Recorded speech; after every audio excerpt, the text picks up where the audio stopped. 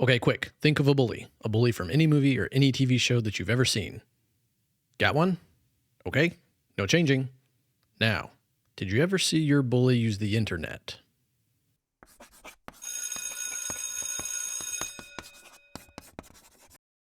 Bullies have been popping up in books, movies, and television as far back as you can go. In the 1930s, we had Butch from Our Gang, aka the Little Rascals. In the 1950s, Lumpy from Leave It to Beaver.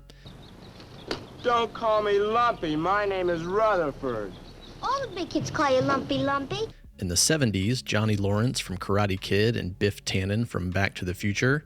And finally in the 90s, Kevin's loving older brother Buzz in Home Alone and Fred O'Bannon in Dazed and Confused, just to name a few of the more popular ones. And until bullying started getting taken seriously in the year 2000, it was often just brushed aside in movies and elsewhere as saying, oh, boys will be boys, that's the neighborhood bully, what can you do?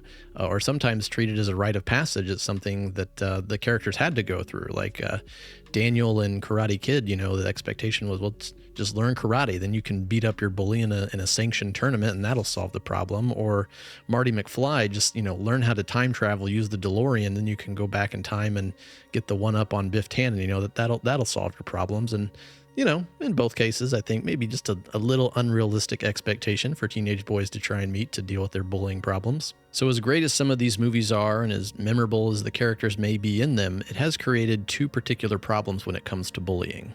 First, because these characters are so memorable, it makes an association in our minds. Whenever we hear the word bullying, we think of these characters and then we think of physical violence, which is not what bullying is all the time. Second, because of the way that bullying is, brushed aside or treated as a rite of passage, we don't really see the full impact and severity that bullying has on children. So let's start with the problem that bullying is seen as mostly a physical act. And while that may have been true historically, bullying has changed. In 2004, a movie by the name of Mean Girls was released, and while it may seem like your typical fish-out-of-water story or coming-of-age story set in an American high school, it was actually Hollywood getting with the times and giving us a modern-day bully in the form of Regina George. You see, whereas most bullies in movies or TV shows use their physical strength to torment their victims, Regina was able to achieve all of this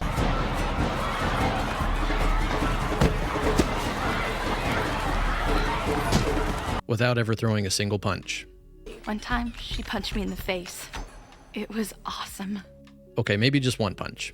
How? Well, Regina's the most popular girl in school, and as a result, she knows all of the secrets and rumors and embarrassing stories of the other students. Sometimes because she's the one that starts those rumors. But anyways, she keeps all of that information in something she calls the burn book. And after being pushed to the breaking point in the movie, she releases it and it completely tears the school apart. And so because Regina is able to achieve this devastating effect on all of the girls in the school without using any physical violence, it really separates her from the stereotypical bullies that we saw in the beginning of the video. And more importantly, this use of non-physical bullying, such as, name calling and rumors, etc., is also a much more accurate reflection of the bullying that students are experiencing today in schools. But Derek, this is all just opinion based off of Hollywood movie characters. Where's the data? And I'm glad you asked, hypothetical viewer, because the data shows that Regina is indeed the type of bullied students are most likely to encounter in schools today. And before we go on, you can help me turn my hypothetical viewer into a real viewer by subscribing and sharing this video with anyone you think may like it. The U.S. Department of Education operates the National Center for Education Statistics, which has collected data on all manner of things in schools for decades. In 2005 specifically, they started asking students if they A, experienced bullying anywhere on school grounds, and B, what type of bullying they experienced. We now have data available from 2005 to 2019, and here's what it shows. So this graph shows the type of bullying that was experienced on school grounds between 2005 to 2019. The blue line at the top is the overall number of incidents of bullying reported, which you can see has decreased over the years, but we'll come back to that in a moment. Each of these different lines indicates a different type of bullying that students experienced. For example, the orange is students that reported being made fun of, called names, or insulted. The gray line is students that were subject to rumors. The brownish orangish line is students that reported being pushed, shoved, tripped, or spit on. The yellow line is students that said they were excluded from activities on purpose. The light blue line, they were threatened with harm. Green tried to made to do things that they did not want to do. And finally, the dark blue line was property that was destroyed on purpose. And you'll notice that if we only group the orange and gray lines, that students that were made fun of, called names, insulted, or subject to rumors, that these are overwhelmingly the most common types of bullying that students are experiencing in schools. So when mean girls decide to have their bully use words instead of violence, they were spot on reflecting the realities that students are experiencing in school today. But there's another major component of bullying tied into what we just saw that we haven't discussed yet. And it's another way that bullying has changed over the years. And if you've ever received a mean text or comment online, you've been the victim of it. And shockingly, for the first time in 2021, it passed a new threshold. In the 1990s, home computers were becoming more affordable and more accessible to people, which in addition brought more and more people online. Now, in the early days, the internet was pretty tame and sterile compared to what we have today. But in the 2000s, two things would happen that would transform bullying completely. First, in 2003, MySpace was launched, which gave everybody their own slice of the internet. And prior to this, if you wanted to talk to someone online, you kind of had to know their online handle or email address to, start an instant message with them or invite them to some sort of chat room. But now with MySpace, it was easier than ever to type in someone's name, find their profile, you even have a picture to confirm that you found the right person. And so now it was much easier for people to find and talk to each other over the internet. The second thing that happened is that in 2007, the first iPhone was released, which kickstarted the smartphone craze and brought even more people online and also allowed them to access the internet anywhere at any time of the day. So because of these two things, it created the conditions for something terrible to happen. As we just saw, the most common type of bullying that students were reporting at school was non-physical, such as being called names, being insulted, being the subject of rumors. But at least when they went home, that ended. They were protected from it. But now, thanks to MySpace and other social media, and the fact that students could access the internet anywhere and any time, and therefore access social media at any time thanks to smartphones, this sort of bullying, this non-physical bullying was moved online, and students were subject to it at anywhere at any time of the day. And so because the bullying was now happening not in the school itself, but online, we needed a new term to describe this. So for those of you that don't know, cyberspace is the old term for the internet. And so we combined cyberspace plus bullying. And so the term cyberbullying was invented. Cyberbullying is defined as posting or sharing negative, harmful, false, or mean content about someone else. It can include sharing personal or private information about someone else, causing embarrassment or humiliation. Okay, so now cyberbullying is a thing, but how bad is it actually? Well, if you remember a moment ago, we were looking at a graph that showed the incidence of bullying that students reported at schools, and it appeared to be decreasing over time. Well, I don't think it decreased at all, actually. I think some of the bullying just shifted online. Earlier, we were looking at some data from the U.S. Department of Education.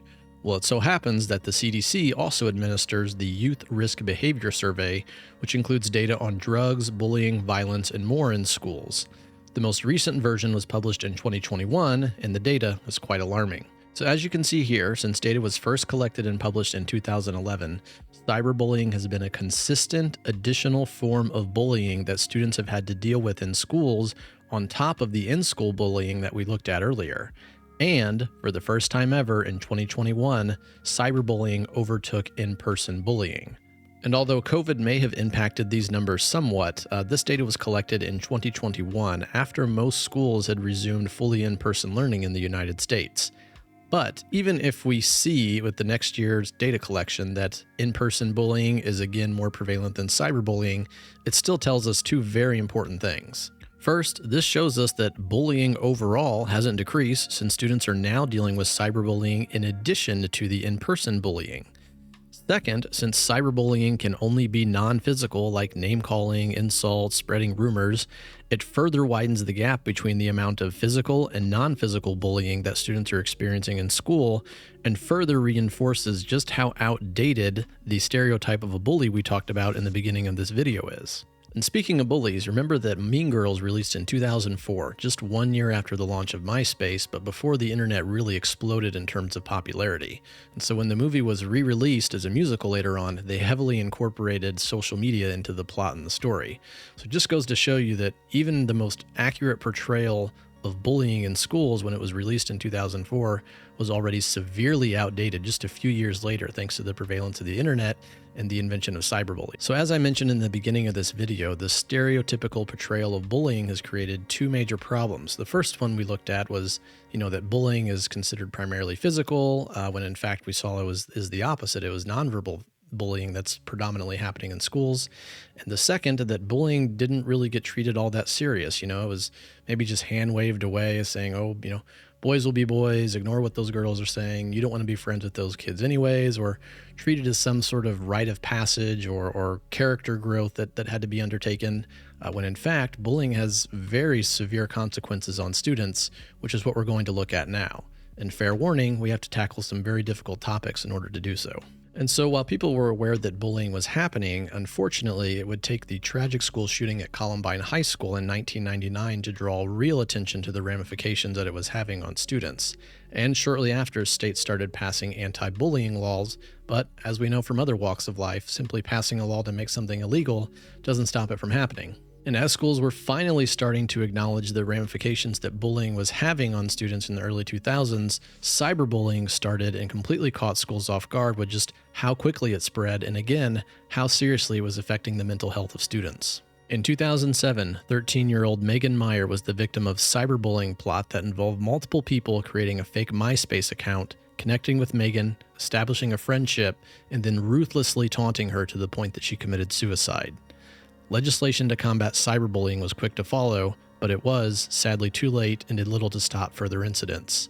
1 year later, in 2018, 18-year-old Jessica Logan committed suicide after her ex-boyfriend sent nude photos of her to several classmates that resulted in Jessica being relentlessly bullied, causing her to skip school or hide in the bathroom at school to avoid the slurs and hateful comments from other students.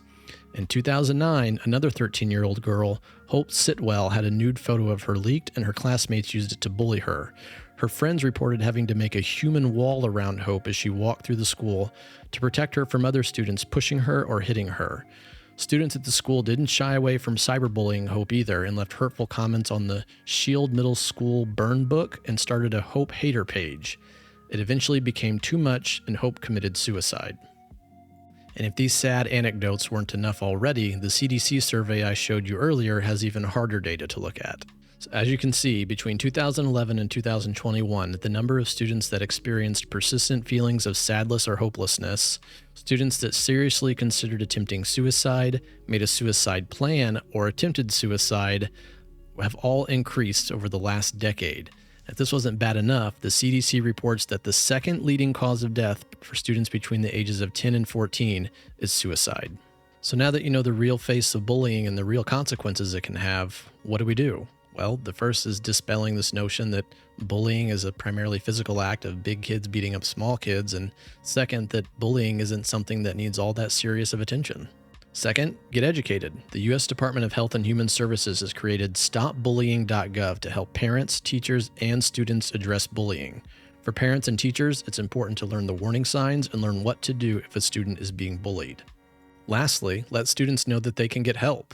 Students need at least one trusted adult in their life that they can talk to and get help if they need be, but they also need to know that there are places they can reach out to get anonymous help if they're more comfortable with that. The stopbullying.gov page has contact information, and you should also check with your state to see if they have additional help available for students. For example, students in Illinois can visit safetohelpil.com for help. And that brings us to the conclusion of today's video. If you think someone would benefit from the information I presented here today, please share it with them. I encourage you to go to stopbullying.gov to learn more about not only the warning signs of bullying, but what you can do to prevent it. And if you know someone in middle school or high school, maybe give them a call and ask how their year's going.